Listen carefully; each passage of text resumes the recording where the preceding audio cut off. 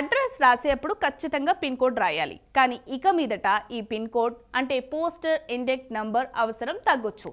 తపాలా శాఖ ఇటీవల డిజిటల్ చిరునామా విధానం డిజిపిన్ను ప్రారంభించింది. పిన్ కోడ్ ఓ ప్రాంతానికి సంబంధించింది కాగా డిజిపిన్ ఇల్లు లేదా భవనానికి ఖచ్చితమైన గుర్తింపు సంఖ్య.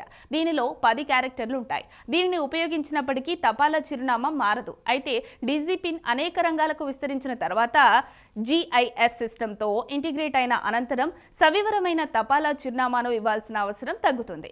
సాధారణ తపాలా చిరునామాలో ప్రాంతం, వీధి, ఇంటి నంబర్ ఉంటాయి. డిజిపిన్లో 10 క్యారెక్టర్ల ఆల్ఫా న్యూమరిక్ కోడ్ ఉంటుంది. ఇది అక్షాంశాలు, రేఖాంశాల స్థానాల ఆధారంగా ఉంటుంది. డిజిపిన్ను ఆఫ్లైన్లో కూడా ఉపయోగించుకోవచ్చు. దీనికి సంబంధించిన ప్రోగ్రామింగ్ కోడ్ను తపాలా శాఖ పబ్లిక్ డొమైన్లో ఉంచింది. దీని ద్వారా ప్రజలు డిజిపిన్ను డీకోడ్ చేయవచ్చు. వెబ్సైట్ ద్వారా డిజిపిన్ను పొందొచ్చు. ఈ వెబ్సైట్ను సందర్శించి తమ ఇంటిని గుర్తించి డిజిపిన్ను సృష్టించవచ్చు.